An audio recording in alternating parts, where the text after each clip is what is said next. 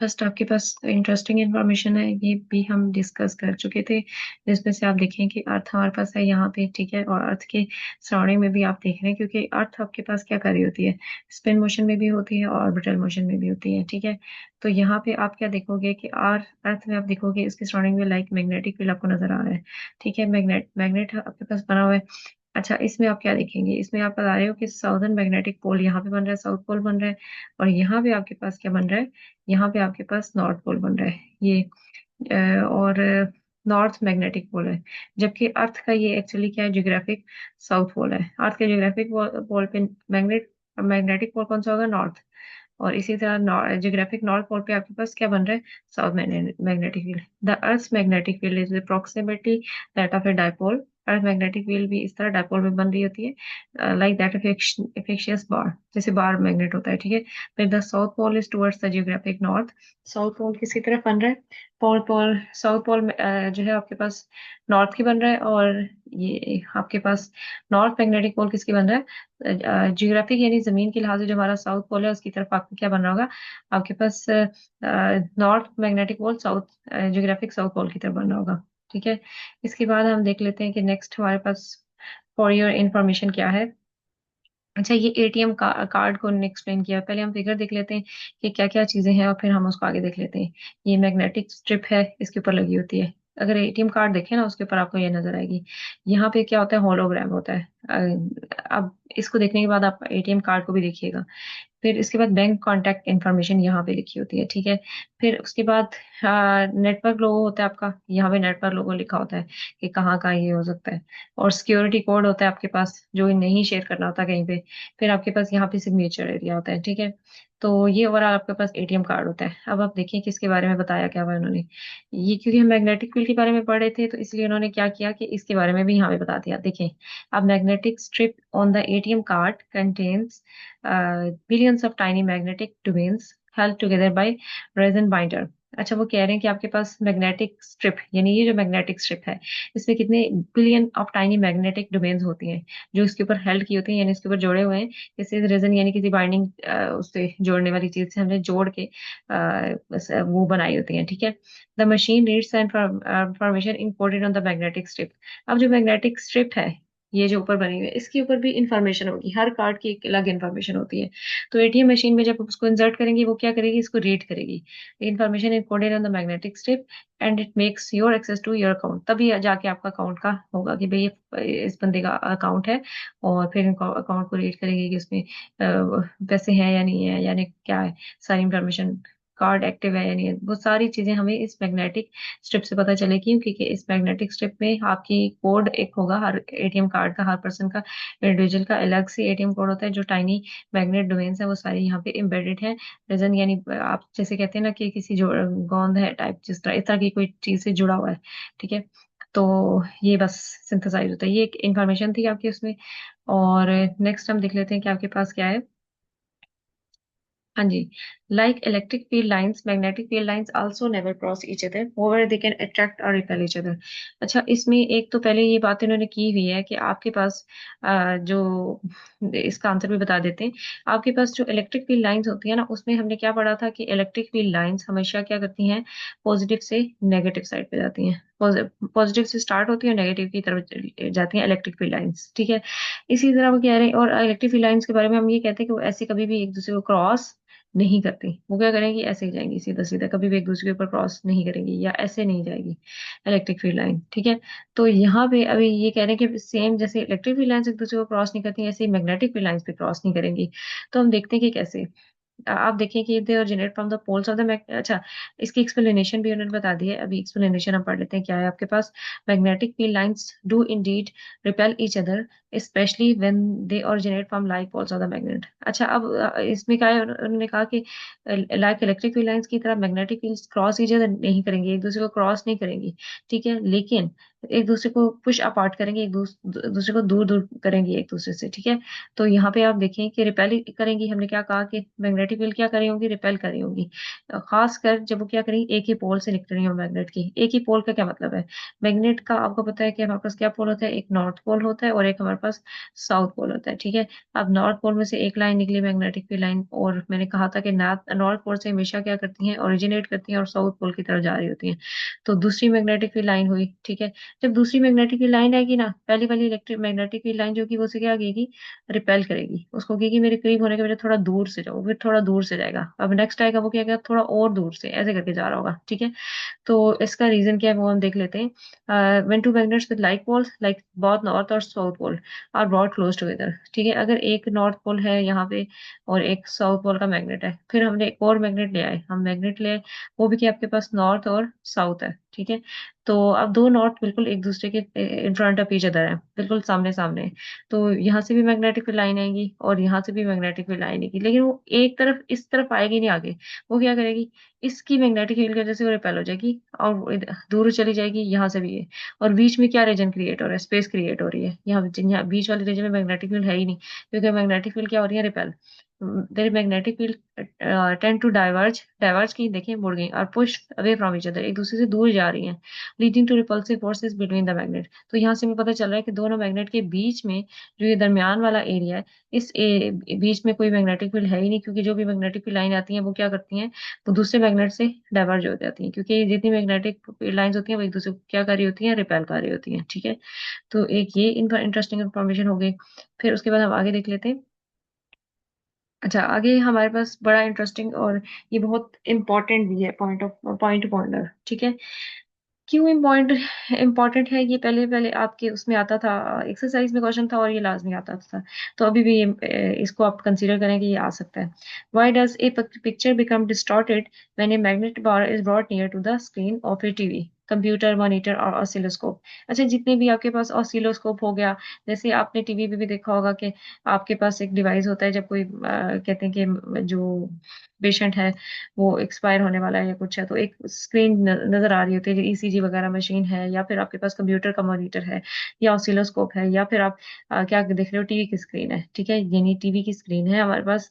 और जैसे ही हम वो जो मैग्नेट है इसके पास लाते हैं, नॉर्थ और साउथ, जब जैसे ही मैं इसके पास जाऊंगी टीवी के करीब, तो आपके पास जो स्क्रीन नजर आ रही होगी, जो भी स्क्रीन नजर आ रही होगी, वो क्या करेगी, वो थोड़ी सी खराब हो जाएगी, डिस्टॉर्ट होगी। डिस्टॉर्ट यानी इमेज आपको क्लियर नजर नहीं आ रहा होगा, ठीक है।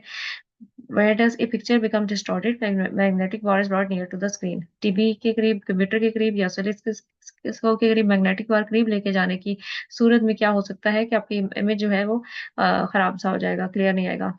क्यों ऐसा होगा, इसका रीजन उन्होंने लिखा हुआ है, we know that picture on the screen of TV, यानी आपकी स्क्रीन पे जो टीवी पे पिक्चर बन रही होती है, या कंप्यूटर पे हमें जो चीज नजर आ रही है, और ऑसिलोस्कोप पे हमें जो वेव फॉर्म नजर आ रहा है, इस form due to beam of electron. वो एक्चुअली बन किसकी वजह से आ रहा होता है, वो बन रहा होता है बीम ऑफ इलेक्ट्रॉन की वजह से, यानी इलेक्ट्रॉन्स मिलके क्या बनाती हैं, इमेज बनाती हैं, जो हमें टीवी पे ये सारी स्क्रीन नजर आ रही होती है, ये कंप्यूटर पे। और जैसे ही हम मैग्नेट किसके करीब लेके आएंगे, आप खुद बताएंगे, अब जैसे ये जो भी मेरे पास स्क्रीन नजर आ रही है, उसमें इसका मतलब है जो जो शक्ल भी हमें नजर आ रही है, या फिजिकल जो जो स्क्रीन पे बन रहा है, ये सारा क्या है, पीछे इसके इलेक्ट्रॉन है, वो मिलके इमेज बना रहे हैं। और आपने क्या किया, आप मैग्नेट के करीब ले आए, ठीक है, और मैग्नेट मैग्नेट ले आए, और मैग्नेट का क्या काम होता है, मैग्नेट ये करता है कि जितने भी इलेक्ट्रॉन है, उनका जो भी पाथ है, ये उनकी खास डायरेक्शन में वो स्क्रीन पे इमेज बना रहे हैं ना, वो उनको क्या करेगा, डिफ्लेक्ट कर देगा। वो फिर स्क्रीन में इमेज बनाने के बजाय वो कहीं इधर उधर आगे पीछे क्या हो जाएंगे, रिफ्लेक्ट हो जाएंगे, ठीक है। तो क्या करेगा, when magnet is brought near the screen, the magnetic field of magnet interact with the magnetic field around the electron beam। Electron जब इस स्क्रीन पे बना रहे हैं, ऑफ कोर्स इलेक्ट्रॉन फ्लो करके बना रहे हैं, और जब कभी भी मैंने आपको बताया था कि चार्जेस जो फ्लो करते हैं, चार्जेस क्या करते हैं, हमारे पास फ्लो कर रहे होते हैं, फ्लो कर रहे होते हैं, तो उनके सराउंडिंग में हमारे पास क्या आ रहा होता है, मैग्नेटिक फील्ड आ रहा होता है, क्या आ रहा होता है, मैग्नेटिक फील्ड। तो आप सोचें कि इन इलेक्ट्रॉन के सराउंडिंग में ऑलरेडी मैग्नेटिक फील्ड होगा, ठीक है, और ये अपना इमेज बना रहे हैं, लेकिन जैसे ही मैंने बाहर से मैग्नेटिक फील्ड दिया, इसकी मैग्नेटिक फील्ड ने इन मैग्नेटिक फील्ड के साथ क्या करना है, इंटरेक्ट करना है। तो वो क्या करेगी, आपके पास होगा द मैग्नेट, आपके पास ये करेगा कि field of magnet interact with the, एक मिनट में ये क्या हो रहा है, अच्छा, वो इनसे इंटरेक्ट करेगा और इंटरेक्ट करने की वजह से क्या होगा, आपके पास जो फोर्स है और बीम्स पे लग रही है वो क्या हो जाएगी, एफ इक्वल, वो किसके बराबर होती है, F equal to Q B cross B. ठीक है, तो आप कहेंगे कि due to this force electron beam is deflected, electron beam deflect कर देगी, अपना पार्ट चेंज कर लेगी, इसी वजह से पिक्चर जो होगी वो क्या होगी, डिस्टॉर्ट होगी। ठीक है, तो इसका ये आंसर होगा। आगे हम देख लेते हैं क्या है हमारे पास पॉइंट वंडर नेक्स्ट नेक्स्ट वो है, a force is acted on a moving charge particle in a magnetic field, in what direction it should move that the force is not exerted on it. ठीक है, तो आपके पास बता रहे हैं कि एक force is exerted on moving charge particle, एक मूविंग चार्ज पार्टिकल पे फोर्स लग रही है, और क्या आप ना करें कि उसके ऊपर मैग्नेटिक फील्ड फोर्स ना लगे। ये हमने कल भी डिस्कस किया था। इसमें हमने क्या कहा था कि चार्ज पार्टिकल जो है वो क्या करते हैं, अगर वो पैरेलल या एंटी पैरेलल होंगे, ठीक है, तो आपके पास क्या होगा, मैंने कल आपके पास बनाया था कि अगर हमारे पास लेट्स सपोज क्रॉस है, क्रॉस मतलब कि इनटू द पेज अगर हमारे पास कोई स्ट्रॉन्ग मैग्नेटिक फील्ड है, ठीक है, और हम क्या कहते हैं कि किस तरीके से हम क्या करें कि अपना कंडक्टर रखें कि आपके पास क्या हो, 40। अब जैसे आपके पास कंडक्टर रखा हुआ था, हमने कल हमने कंडक्टर रखा हुआ था और हम कहते थे वो इस तरह मूव करता था, उसकी वेलोसिटी ये थी, और यहाँ पे इस केस में अगर आप देखते थे तो आपके पास मैग्नेटिक फील्ड क्या थी, इनवर्ट थी, मैग्नेटिक फील्ड इनवर्ट थी आपके पास, और वेलोसिटी जो थी वो क्या थी आपके पास, वेलोसिटी आपके पास इस तरफ थी, तो वेलोसिटी इस तरफ, मैग्नेटिक फील्ड इस तरफ, दोनों के बीच में 90 का एंगल बन रहा था। ठीक है, इस केस में आपके पास फोर्स जो होती है मैक्सिमम। लेकिन अब आपने क्या करना है, अब आपने क्या करना है कि आपके पास जो मैग्नेटिक फील्ड अगर इनटू द पेज है, तो आपने रॉड भी क्या करनी है, into the page he move करानी है, तो उसकी वेलोसिटी क्या हो जाएगी, इस तरफ पैरेलल, मैग्नेटिक फील्ड और वेलोसिटी पैरेलल आ जाएंगी। पैरेलल आने के केस में हमारे पास एंगल क्या बन जाना था, जीरो।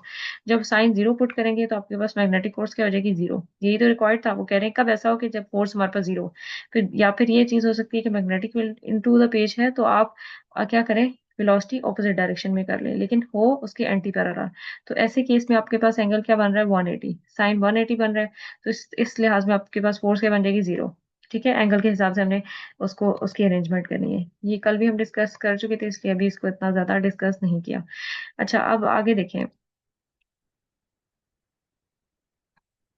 ये वही है, यही वाला आंसर जो है ना, मैंने कल आपको ये वाला कराया था, तो ये इसका भी यही आंसर आ गया। अच्छा, अब उसके बाद अब आप देखो कि आपके पास क्या इमेज है, इमेज पड़ा हुआ है जिसमें से आपने देखा है वायरलेस चार्जेस, वायरलेस चार्जर आपने अपने देखे होंगे कि उसमें क्या होता है, बस ये चार्जर पड़ा होता है, और उसके ऊपर जैसे ही आप मोबाइल रखेंगे तो आपका जो मोबाइल फोन है ना वो क्या करना शुरू कर देगा, चार्ज होना शुरू कर देगा। ठीक है, तो यहाँ पे आपको क्या, आप देखो कि क्या है आपके पास सिचुएशन, कैसे कर रहे हैं वर्क।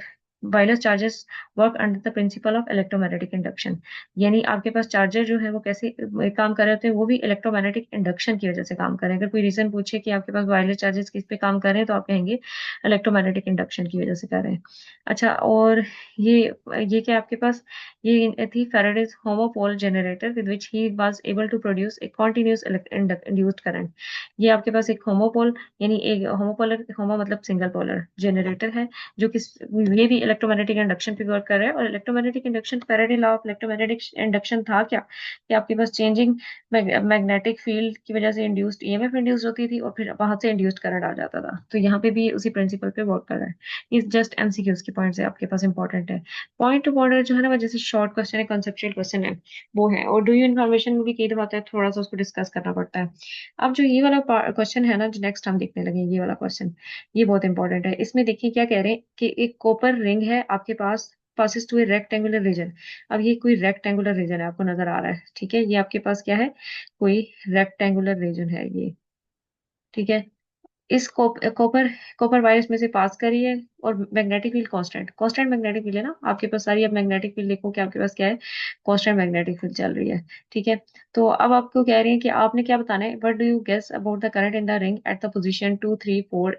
आपने तीनों पोजीशन पे बताना है कि आपके पास क्या है। अब देखिए ये 2 पोजीशन पे है, यहाँ पे आपके पास क्या हो रहा होगा, 3 पोजीशन पे है, और 4 पोजीशन पे। इन तीनों पोजीशन पे आपने एक्सप्लेन करना है कि करंट रिंग के अंदर कैसे होगा। कांस्टेंट मैग्नेटिक फील्ड है, कोई बैटरी शैटरी हमने नहीं लगाई, कॉपर रिंग ऊपर से फॉल कर रही है। ठीक है, फर्स्ट पोजीशन पे है, फिर सेकंड, थर्ड और फोर्थ। तो सेकंड पोजीशन पे हमारा, फर्स्ट पोजीशन पे तो हमें पता है कि आउटसाइड मैग्नेटिक फील्ड है, तो ऑफ कोर्स उसके अंदर कोई भी करंट हमारे पास होगा ही नहीं। अगर हम सीधी सीधी बात करें, कोई करंट नहीं होगा। सेकंड पोजीशन में आप देख रहे हो कि उसमें क्या है, उसमें आप बताओगे magnetic flux to the ring increases, increases, so according to the Faraday's law, any EMF will be induced current will move in the anti clockwise direction. अच्छा, अब इसमें से क्या हुआ, उन्होंने डायरेक्शन से शो भी किया हुआ।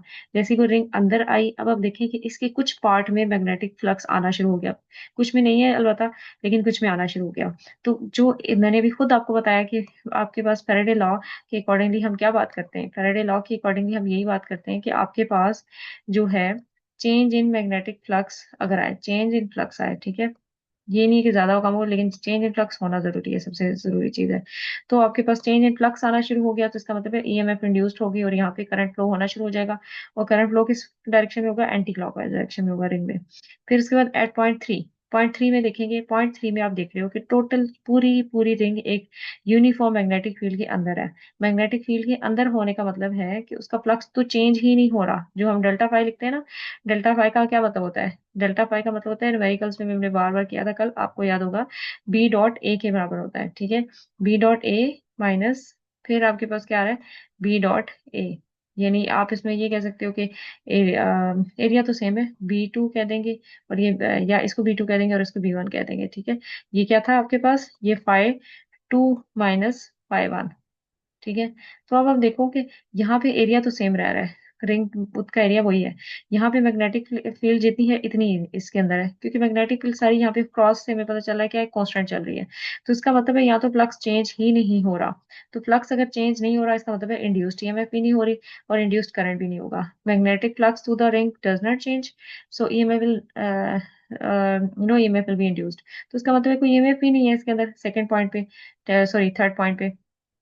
आगे एट पॉइंट फोर पॉइंट जो है आपके पास फिर अगेन नीचे की तरफ है, उसमें अब आपके पास क्या हो रहा है, पहले ही आपके पास जो रिंग थी उसकी अपर पार्ट में मैग्नेटिक फ्लक्स नहीं था, मैग्नेटिक फील्ड नहीं थी, जबकि नीचे वाले पार्ट में थी। अब हमारे पास क्या हो रहा है कि इसके ऊपर वाले पार्ट में मैग्नेटिक फील्ड है, नीचे में नहीं है। तो आपके पास यहाँ पे भी लेकिन फ्लक्स चेंज हो रहा है, क्योंकि आपके पास कुछ पार्ट में मैग्नेटिक फील्ड है और कुछ भी नहीं है। तो यहाँ पे भी मैग्नेटिक फ्लक्स चेंज होगा, मतलब मैं ये वाला लगेगा, और इस दफा उसकी डायरेक्शन बस क्या होगी, क्लॉकवाइज होगी। अब यहाँ देखो एरो से बताया हुआ क्लॉकवाइज। मैग्नेटिक फ्लक्स उधर रिंग डिक्रीजेस, हो तो रहा है लेकिन डिक्रीज कर रहा है। यहाँ पे पहले वाले केस में क्या कर रहा था, अंदर इंटर हो रहा था, मतलब इंक्रीजेस की तरफ जा रहा था। अब यहाँ पे मैग्नेटिक फील्ड से बाहर की तरफ जा रहा है, तो हम क्या कहेंगे कि मैग्नेटिक फ्लक्स उसमें से क्या हो रहा है, डिक्रीज कर रहा है। करंट लॉ के अकॉर्डिंगली उसमें क्या होगा, इंड्यूस्ड करंट तो होगा, लेकिन वो क्या होगा, क्लॉकवाइज डायरेक्शन में होगा, ठीक है। तो इस तरह से हमें क्या पता चल गया कि इस जगह पे तो कोई आपके पास इंड्यूस्ड ईएमएफ नहीं है, इसके अंदर है क्लॉकवाइज, इसके अंदर कोई नहीं है, ठीक है। इसके अंदर है क्लॉकवाइज, इसके अंदर एंटी क्लॉकवाइज, इसके अंदर क्लॉकवाइज, फोर पॉइंट पे। फिफ्थ पॉइंट पे कोई भी इंड्यूस्ड ईएमएफ नहीं, ठीक है। तो जब आपके पास क्वेश्चन आ जाए ये पॉइंट टू पॉइंटर और शॉर्ट क्वेश्चन में, तो आप इसको लाजमी अटेम्प्ट करें और बताएं इसका रीजन। अच्छा, आगे नेक्स्ट एक पॉइंट टू पॉइंटर है, जिसमें आपको क्या कह रहे हैं कि आपके पास क्या हो रहा है, हीटर, अच्छा, this heater operates on the principle of electromagnetic induction. Heater operate कर रहा है इलेक्ट्रोमैग्नेटिक इंडक्शन पे। The water in the metal pot, अच्छा इसमें आपके पास क्या होता है कि जितने भी बाहर कंट्री है ना, वहाँ पे गैस नहीं होती। अगर वहाँ पे भी आप देखें तो वो इस तरह आपके पास ना स्टोव भी इनके पास जो है, तो वो गैस में नहीं चल रहे होते, वो इन्हीं इन्हीं पे चल रहे होते हैं। यही प्रोसेस हो रहा होता है, ठीक है। इलेक्ट्रिक हीटर या इस तरह के ही किचन में भी होता है, चूल्हा भी ऐसे ही होता है। यहाँ भी आप क्या बता रहे हैं, operate on the principle of electromagnetic induction. The water in the metal pot is boiling, water boil करना शुरू हो जाएगा कब, जब that in the glass pot is not. Glass pots वाला नहीं करना शुरू होगा, मेटल पॉट का जो होगा वो जल्दी बॉयल करना शुरू हो जाएगा। ऐसा क्यों होगा, even the glass top of the heater is cool to touch. Glass top जो होगा वो इतना ठंडा होगा, बॉयल किया होना है उसके, अगर टॉप से हम टच करें तो वो ठंडा भी होगा कि हम उसको टच भी कर सकते हैं। The coil just beneath the top carries AC current that produces changing magnetic flux। जैसे ही हम उस, जबकि आपके पास नीचे उसके हमने क्या रखा हुआ है, सिस्टम के नीचे हमारे पास क्या है, ऐसा सिस्टम है कि जिसमें एसी करंट जा रहा है और एसी करंट बार बार चेंज हो रहा है, मैग्नेटिक फ्लक्स प्रोड्यूस हो रहा है, flux linking with pots induced EMF in them, और उस फ्लक्स के चेंज होने की वजह से ईएमएफ प्रोड्यूस हो रही है। करंट मेटल पॉट में आ रहा है, that heat up the water, जो हीट कर रहा है, but no current flows to the glass. लेकिन ग्लास पैन के साथ वो वाटर ट्रांसफर नहीं कर रहा, क्या है इसका रीजन। अच्छा, पेन यही है कि दो आपने इसमें अभी रखे हुए पेन, एक आपके पास ग्लास वाला है और एक आपके पास क्या सिंपल मेटल वाला है, ठीक है। तो वो कह रहे हैं कि जबकि दोनों के नीचे हमने जो भी मैग्नेटिक इलेक्ट्रोमैग्नेटिक इंडक्शन के प्रोसेस यूज कर रहे हैं, कि उसके नीचे जो हीटिंग सिस्टम है वो कैसे वर्क कर रहा है, कि उसके नीचे हमारे हमारे पास फ्लक्स चेंज हो रहा है, मैग्नेटिक फ्लक्स, जिसकी वजह से करंट प्रोड्यूस हो रहा है, ईएमएफ इंड्यूस हो रही है। लेकिन एक जो मेटालिक पॉट है वो उसमें तो पानी गर्म हो जाता है, जबकि जो आपके पास ग्लास वाला पॉट है उसमें से पानी क्या गर्म होना है, वो खुद भी ठंडा है। Induction heating is the process of heating and electrically conducting a metal object by electromagnetic induction. ठीक है, वो कहते हैं इलेक्ट्रोमैग्नेटिक इंडक्शन प्रोसेस के थ्रू आपके पास मेटल के अंदर जो ऑब्जेक्ट है वो हीट हो जाएगा और उसके अंदर पानी भी हीट होगा। Eddy currents are generated within the metal and resistance lead to the heating of the metal. अब जो आपके पास मेटल होता है ना, उसके अंदर एडी करंट्स भी होते हैं। एडी करंट्स क्या होते हैं? एडी करंट्स रिवर्स डायरेक्शन में करंट, यानी एक तो उसकी डायरेक्शन में करंट वैसे ही होगा मैग्नेटिक फ्लक्स की वजह से, लेकिन एक जो मटेरियल मेटल खुद बना हुआ है तो उसके अंदर भी करंट प्रोड्यूस होगा, ठीक है। एंड और जो हीटिंग करेगा। An induction cooker transfers electrical energy by induction from a coil of wire into a pot made of material which must be electrically conductive, and ferromagnetic and glass does not have electrical conduction property। जबकि glass, आपको पता है glass को तो हमने पहले भी पढ़ रखा है, amorphous मटेरियल होता है और ये इंसुलेटर होता है, इसमें से कंडक्शन नहीं हो सकती, तो इसीलिए वो ठंडा रह होता है, ठीक है। फेरोमैग्नेटिक और ग्लास जितने भी मटेरियल होते हैं इनके अंदर से इलेक्ट्रिकल कंडक्शन नहीं हो रही थी, इसलिए वो क्या रहेंगे? कूल रहेंगे, वो बॉयल नहीं कर पाएंगे इतनी तेजी से। आगे आपके पास क्या है? नेक्स्ट है, do you know wireless charging work under the principle of electromagnetic induction. Again वही बात बता रहे हैं कि जैसे वायरलेस चार्जेस हैं, मोबाइल जो है वो हमारा चार्ज कर रहा होता है, कि आपने कोई इसके साथ तार नहीं लगानी, सिंपल। खासकर शॉप्स पे या मॉल्स पे या कहीं पे भी चार्जिंग स्पॉट बने थे, एयरपोर्ट पे, वहां पे आपने जाके बस अपना मोबाइल रखना है। तो आजकल तो है, घरों में भी लोगों ने टेबल, अपने साइड टेबल्स ऐसे बनाए होते हैं जिसके ऊपर आप मोबाइल रखेंगे और वो चार्जिंग स्टार्ट हो जाएगा। और इसी तरह आपके पास गाड़ी में भी देखें कि इसका कुछ वायरलेस चार्जर भी हो सकता है। और wireless charging uses electromagnetic induction. इसमें प्रोसेस क्या होता है? Electromagnetic induction. इलेक्ट्रोमैग्नेटिक इंडक्शन मतलब N alternating current in transmitter coil create a magnetic field. आपके पास होगा क्या कि जब एसी करंट ट्रांसमीटर कॉइल में से पास करेगा तो मैग्नेटिक फील्ड प्रोड्यूस होगी, मैग्नेटिक फ्लक्स होगा, inducing A current in near by receiver coil. उस मैग्नेटिक फ्लक्स चेंज होगा और वो साथ वाली कॉइल में भी आ जाएगा, इंड्यूस करंट कर देगा। तो to charge a device battery, और डिवाइस बैटरी चार्ज हो जाएगा। इट रिक्वायर क्लोज, लेकिन वो दोनों कॉइल्स क्या होनी चाहिए? करीब करीब होनी चाहिए। और अब आपको बता रहे हैं कि इस फन फैक्ट के तौर पर उन्होंने बताया कि जो टेस्ला कार है, wireless power concept in 1890s में, इंस्पायरिंग टुडेज टेक। 1890s में ये कॉन्सेप्ट आया था कि भाई ऐसा होना चाहिए वायरलेस चार्जिंग का, और आजकल ये इम्प्लीमेंटेशन भी हमें नजर आ रही है। अच्छा, आगे पॉइंट टू पॉन्डर नेक्स्ट क्या है? By neglecting the air resistance, by neglecting the resistance can a constant current in coil set up a potential difference across the coil. अच्छा, इसमें आपको क्या कह रहे हैं? कह रहे हैं कि अगर हम रेजिस्टेंस को इग्नोर करें, और क्या कांस्टेंट करंट हमारी कॉइल में सेटअप हो सकता है potential difference across the coil? नहीं। इसका आंसर आपने स्टार्ट क्या करना है? नो से। कि अगर आप रेजिस्टेंस को इग्नोर कर दें और आप कहें कि कांस्टेंट पोटेंशियल डिफरेंस आ जाए, ये पॉसिबल नहीं है। रेजिस्टेंस तो हम बल्कि लगाते भी सर्किट में इसीलिए थे कि ताकि कांस्टेंट करंट फ्लो करे। No, constant current in a coil can not set up a potential difference across the coil if the coil's resistance is neglected. अब इसकी एक्सप्लेनेशन क्यों? When resistance is neglected coil behaves an ideal inductor. ऐसे ही होगा। Resistance अगर नहीं होगी तो इसका मतलब है कि करंट तो बड़ा अच्छे से फ्लो करेगा। In an ideal coil with no resistance, a constant current implies a steady magnetic field। और अगर कोई रेजिस्टेंस नहीं होगा, इसका मतलब है मैग्नेटिक फील्ड भी क्या आएगी? कांस्टेंट आना शुरू हो जाएगी, चेंज नहीं होगी, अकॉर्डिंग टू फैराडेज लॉ। अगर मैग्नेटिक फील्ड चेंज नहीं होगी तो इसका मतलब है फ्लक्स भी जीरो हो जाएगा, ठीक है। फैराडे लॉ क्या कहता था? Potential difference is only generated when magnetic flux to the coil changes with the time. तो अगर फ्लक्स ही चेंज नहीं हो रहा होगा तो इसका मतलब ईएमएफ भी इंड्यूस नहीं होगी, ठीक है। क्योंकि आर की वजह से, आर क्या करता है? आर आपका जो है ना सर्किट को मेंटेन कर रहा होता है, रेजिस्टेंस। और अगर वो रेजिस्टेंस ही नहीं है, इसका मतलब है इंडक्टर में कांस्टेंट करंट आएगा। कांस्टेंट करंट का मतलब है कि आपके पास मैग्नेटिक फ्लक्स जो है, जो हमारे पास ये चेंज होता है, ये चेंज तभी होता है जब करंट चेंज हो रहा होता है। जब क्या करेगा करंट? ये बार बार चेंज होगा, ये भी चेंज होगा। तो ये तो चेंज होगा ही नहीं, क्योंकि अभी आपके पास क्या है? कांस्टेंट करंट चल रहा है, क्योंकि रेजिस्टेंस आपके पास है ही नहीं। तो इस वजह से आपके पास फ्लक्स चेंज नहीं होगा, फ्लक्स चेंज जीरो आ जाएगा। और अगर फ्लक्स चेंज जीरो होगा तो ईएमएफ इंड्यूस जो है वो क्या हो जाएगी? जीरो हो जाएगी। लास्ट कर लेते हैं। हमारे पास इंफॉर्मेशन है आपके पास कि आपके पास फेरोफ्लूइड, फेरोफ्लूइड आपको याद होगा मैंने पढ़ाया था, जिसमें हम करते थे कि मैग्नेट जब उसके करीब लाते थे तो स्पाइक्स बन जाते थे, और अदरवाइज वो नॉर्मल फ्लूइड रहता था। तो फर्स्ट फेरोफ्लूइड जो है वो नासा ने 1960 में बनाया, was found from natural magnetite से। Ferrofluid was invented to move liquid through space. Ferrofluid जो है वो इन्वेंट ही क्यों किया गया? To move liquid through space, space से लिक्विड को मूव करने के लिए। First ferrofluid developed by NASA in 1960s was indeed created using finely grounded natural magnetite to move liquid through space, specifically rocket fuel. जो rocket fuel होता था उसको move करने के लिए फेरोफ्लूइड बनाया गया। Primary goal was to use magnetic field to transfer the fuel in a zero gravity environment. Primary purpose यही था कि आपके पास फ्यूल ऐसी जगह पे ट्रांसफर कर दिया जाए जहाँ पे जीरो ग्रेविटी। तो ऑफ कोर्स जीरो ग्रेविटी कहाँ होती है? स्पेस में। पर the original idea was never idea never fully materialised. Original idea उस तरीके से इम्प्लीमेंट नहीं हो सका, बट ये फेरोफ्लूइड इनिशियली इसलिए बनाए गए थे। ठीक है?